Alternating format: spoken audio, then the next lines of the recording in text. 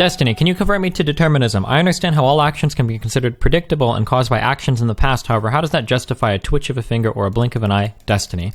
Okay, so I don't think I would say determinism per se, because there are some people that will say, well, quantum randomness means that the universe is never 100% determinable because things can happen at randomness. Okay, so what I would argue against is the fact that you have any genuine free will or any genuine desire, or I'm sorry, any genuine inspiration to choose to do something that is free of the shackles of your past, right? So basically, this is the entire argument, okay? Very simply. Let's say that I have a, let's say that we have a hill, okay? We'll say that this is the top of the hill, and then we come down here to the bottom, okay? We've got little mountains, maybe we've got like a tree. All right. If you could physically measure the dimensions of this hill exactly, and then you could set a ball at the very top of this, okay? And then you roll that ball, depending on the starting position of this ball, you would 100% know exactly where that ball will end up down here, down to the atomic position, okay? Well, maybe not, because quantum randomness might never, but down to like an immeasurably small distance, right? You would know exactly where it's going to land.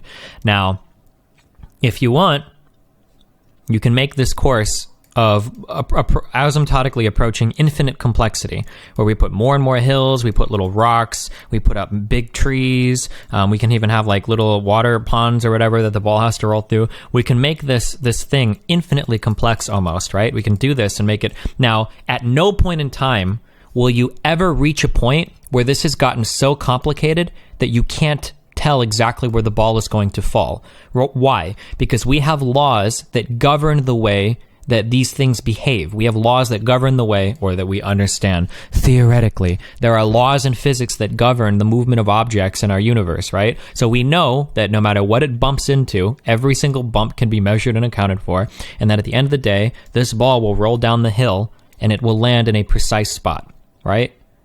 So basically all this means is that if you set an object in motion, right, its path through space-time is not only predictable, but is absolutely knowable, right? Assuming you can perfectly measure all of the initial starting conditions.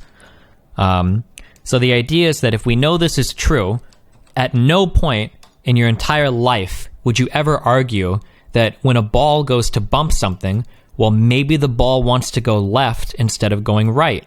You would never say that, because you know that when the ball hits a point, it's going to move in the direction that the antecedent causes predicted it would move to, right? Like that you know, you just know where it's going to go, right? It's got a velocity. If it hits something, and then the action is going to be, or the reaction will be predictable, and it will go in a predictable direction.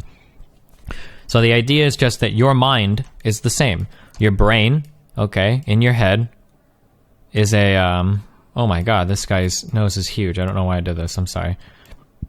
Your brain is predictable. It's an object that is governed by all the normal laws of physics, and every decision, every action you make, everything that's happened, right, will have preceding causes that cause those things to happen. That at no point in time can your brain summon from some other dimension some sort of divine inspiration to make a decision that is free of the universe that it exists in. That concept is fantastical and incredibly naive, would be my argument. I don't know if everybody necessarily believes this 100%, but I've never in my life heard a convincing or a remotely convincing argument against this. So the way that we seem to deal with this philosophically is so I would just say, because I have no philosophy background, and I know I'm going to irritate the philosophers in my chat because I say this all the time, I would argue that everything is essentially deterministic, that you have no free will. Now, philosophers don't like this because free will is necessary in order to relegate like responsibility and consequence and all of this shit, that we kind of need free will to make our moral systems work. So what philosophers will say is, well, we believe that the idea that determinism is true, but the idea that you can make decisions without people like 100% forcing you to make those decisions, that free will can be compatible with the deterministic universe if we just say that, well, free will actually means you're making a decision without somebody holding a gun to your head to make that decision. But we don't actually really believe in free will like anybody does, is what I think, right? But, yeah. Destiny, look at the induction problem. If we can measure everything perfectly, it wouldn't apply naturally. I don't know what the induction problem is, or if that's a philosophical question. I'm pretty sure, based on my very limited physics knowledge, I don't think it would be impossible to measure everything perfectly, because a system that's contained within itself could not measure itself perfectly, because it would be like an inescapable recursive thing, right? If that makes sense. I think that's true of physics, right? Hi, Poppy here. I'm sorry, I won't debate you. I am very shy, autistic, and try to be careful about what goes online. Please no bully. De feels. I like your stream. Irish laddie is a pervert creep. Even without complete information of everything, you can still prove that free will doesn't exist. Well, I would argue that. So the argument would go with me is I would say, okay, well, if you think that people can make decisions that are free of the physical universe, where does that ability to make decisions come from? You would have, then the burden of proof would be on you to point to some metaphysical thing, and then that is a pretty impossible argument. Or at least I bet I'm not religious, so I don't know. But Destiny, is it actually possible to do the same type of prediction that you did with the ball with a human action? How is it possible to know what past experiences will cause specific outcomes? Is that something that is actually measurable? So the reason why I'm going to make a guess, okay, I'm not trying to sound pretentious here, even though I know this sounds pretentious. The reason why you have so much trouble analyzing that question is because to you, what you have, you have two worlds in your mind. On one hand, you have, well, this is the physical universe. These are the laws of physics. If every action is an equal and opposite meme, that, you know, an object in motion stays in motion. Like, we know these memes, okay? We've got, you know, entropy is increasing. Right, we have these things. However, we also have humans and human ability to make choices and decisions, and the human mind and our human ability to do things, right? The problem is that you have these things in two separate boxes, but they're actually just one and the same. Everything that you are as a human is totally governed by the laws of physics. There's nothing in your mind that is special, that is unique, that is different than a rock falling outside, than a tree falling over, than a leaf falling from a tree, than a raindrop falling from the sky. That all of these things happen and are perfectly governed by the laws of physics, much the same way that neurons firing in your head are the product of chemical reactions that all obey the same laws of physics, that all of it is perfectly within what we understand of the universe. Nobody has ever ran an experiment or done a test of the human brain and found that something was happening that was metaphysical, right? Although I guess by definition you can't really test the metaphysical, right? But well, I don't know if that's necessarily true or not. But yeah, once you start to see these things as being, yeah, electrochemical, my bad, ion chains. Once you start to understand that the human brain is just as much trapped and bound by the laws of physics as everything else, then it becomes a lot easier to accept the idea that, well, okay, if that's true, then any particular chemical reaction firing in my head at any point in time was probably caused by prior chemical reactions, much the same as every single other physical thing in the entire universe takes place, right? That nothing in the physical universe just happens, right? Nothing will ever just start moving, or, right? Energy can't be created or destroyed. It only, transferred from one medium to another or something, I think, right? How do you explain consciousness if we're just ordinary? It makes sense to look at a rat and say it responds to stimuli, but it's way different being in the driver's seat. The problem with consciousness is a hugely complicated thing that's left up to a lot of debate that I don't know. I can't solve that for you. There are people that are much, much, much smarter than me that have contemplated this question for probably millennia, right? Yeah. My really premature understanding of it, the way that I visualize it, and this is with somebody that doesn't, this is with somebody that hasn't read into it a fuck ton, but I view consciousness as just a thing that exists to make decisions with. That's how I view it as, right? That typically with computers, we're usually dealing with things that makes decisions instantaneously. They don't usually have to spend a lot of time thinking about and weighing options against one another. That usually the calculations are pretty quick. I guess I just view consciousness as like a temporary placeholder. It's something that exists to weigh choices between A and B. Is more or less the experience that you have, right? That the reason why you are a conscious being is because you are processing a fuck ton of stimuli is the plural. You're processing a fuck ton of stimuli at any point in time, and then you have to make a decision about what you want to do in response to all of that stimuli. And that decision-making process, I'm getting this information, and this information, what should I do? That process is what consciousness is. Yeah. That's what I believe personally, but that's a 100% subjective personal bullshit opinion. I don't know if that's true or not, and there might be reasons why that's a really stupid way of looking at things. So I don't actually know. I'm not sure. So I think that this illustrates a naive understanding of the brain, and I understand that's a really mean thing to say, but let me talk about it. What is the point of this? Who actually believes they pull the decisions out of the ether? Every decision is based on previous experiences. Hold on one second. Destiny, do you have strong feelings about U.S.-China policy or Taiwanese independence? My Chinese/U.S. political seminar professor is a Chinese national and pretty anti-Taiwan. It's pretty spooky stuff. Ooh, I have no idea. I don't know fucking anything about any of that. I don't know. I have no idea. I'm sorry. I have no good opinions about that. What is the point of this? Who actually believes they pull these decisions out of the ether? Every decision is based on previous experiences. However, your choice is not predetermined. You can make a decision that is abnormal to the predicted outcome. So when you say you can make a decision that's abnormal to the predicted outcome, how?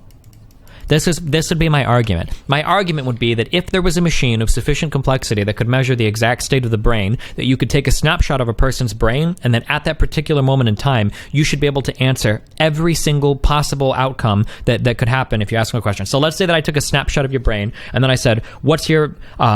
pick a random number, right? Whatever random number you pick at that point, I should be able to do that to you, and you'll pick the exact same number. That if you could measure the exact state of a person's brain and pose a question to it, that if you were to pose the same question to you, your physical self, rather than just the copy, that the answers will be exactly the same every single time, assuming that the question is asked in the exact same way at the exact same point in time.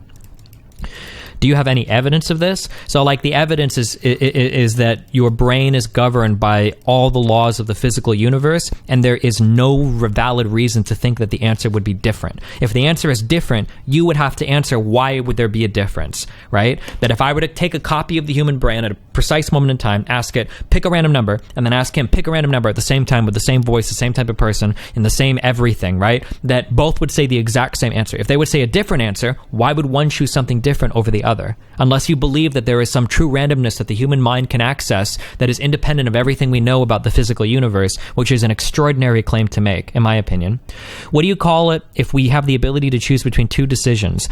So when you go to make a decision between two things, you're basically just weighing prior experiences towards one another, and then whatever decision you make will be based on what life has taught you to value more as a prior experience, right? To be very, very, very reductionist here, let's say that you beat the shit out of somebody with a blue chair 1,000,000 times, and then that person enters a room, and there's a blue chair and a pink chair, and you ask them to sit in one of the chairs, right? Assuming that person hasn't been conditioned to enjoy pain, they would choose the pink chair, not because they're free will making a choice to sit there, but because a lifetime of experiences has conditioned them away from the blue chair. That's an absurdly simplistic reductionist view of looking at it, but more or less like every decision would be made in that way, right?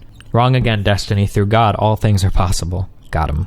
At the level of neurons, there is probably lots of quantum randomness. So, again, a lot of people would bring this up as a counter-argument, and I'll just instantly concede it, mainly because it's boring, but I'll instantly concede it, but the problem is that doesn't get you anywhere. If I say, okay, well, sure, there might be some level of quantum randomness, that doesn't get you to free will. That just pulls you a little bit away from my deterministic position, which, and I don't know enough about QM to actually know if that's true or not. If QM manifests on a macro level that impacts our normal shit, it might. But even if it does, that doesn't matter. It doesn't give you free will. It's not like you have the ability to exert any kind of influence over quantum randomness, right? So, yeah. Oh, the guy 445. Yeah, you can argue that the universe isn't strictly deterministic because of quantum randomness. Sure. I don't know if that's actually true or not, but sure. But it's more my commentary on the idea of free will rather than is the universe 100% predictable or whatever. I say 100% predictable because it simplifies things, but we could argue that it's 100% predictable except for a few things that might be left to truly random chance that you can't exert influence over anyway, right? But that would be more complicated and unnecessarily so, you know. I understand why consciousness exists logically in regards to evolution and fitness, and makes sense if you look at it from a third perspective, but why am I me? Why do I control over myself? Is consciousness in some sense ethereal? Where does the fact that I am me in my head and not have a set of chemical reactions occurring arbitrarily on Earth manifest itself in the physical world?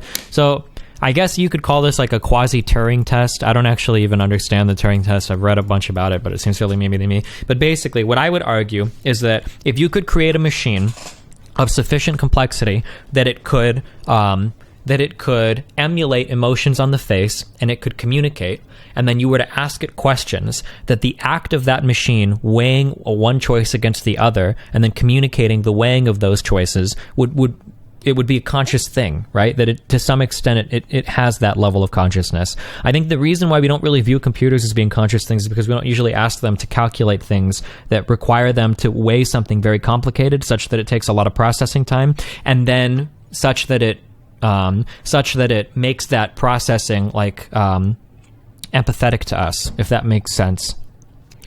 No, wrong. We don't view them the same because they aren't organic. I don't think organic has anything to do with it, in my opinion.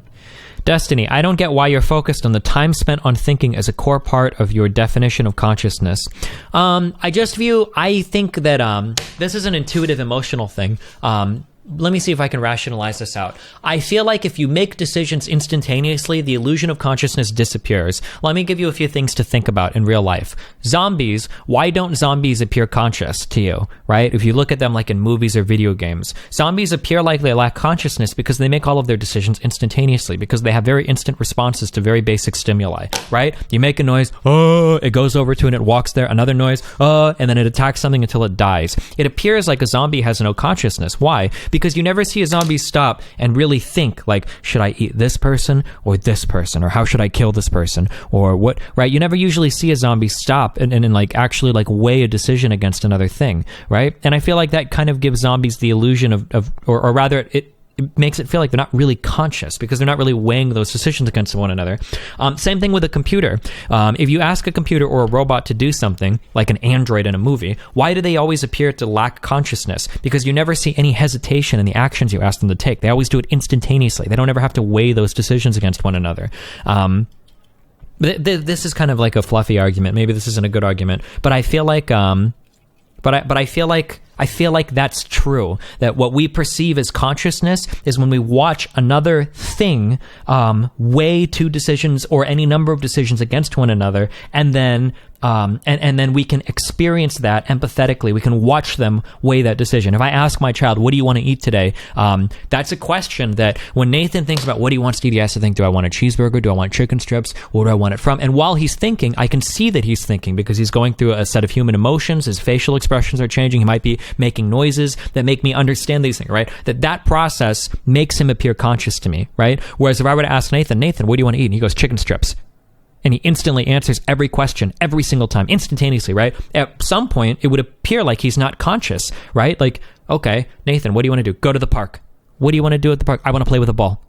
And like everything he does, right? Everything that makes us human is always like the little indecision. Like, how am I going to get up? I kind of lean to the side. I, put my arms here, right? Rather than like doing everything like perfectly efficiently, hyper mechanically efficiently, like everything, right? That it's always like the little bits of indecision that make us appear conscious and appear human. All right, everything I'm talking about. So sometimes we talk about physics or biology or philosophy on the stream. Okay, sometimes right? Usually these conversations are rooted in some kind of fact. This is all conjecture. This is all baseless conjecture by me, okay? This is literally just my personal ramblings, okay? So don't take anything that I'm saying here and quote this as like, well, I heard on Destiny stream. I'm sorry. Somebody donated $30. Much love, buddy. I don't know if you're into this shit, but if you want to listen. Consciousness does not require the observation, though. What if the decision is made faster than humans can observe? Well, then it would appear to not have consciousness. I guess, like, for me, I don't necessarily agree that... I don't think that consciousness is a thing, I guess. I don't think that consciousness is like a separate thing. That would be like an emergent property to me.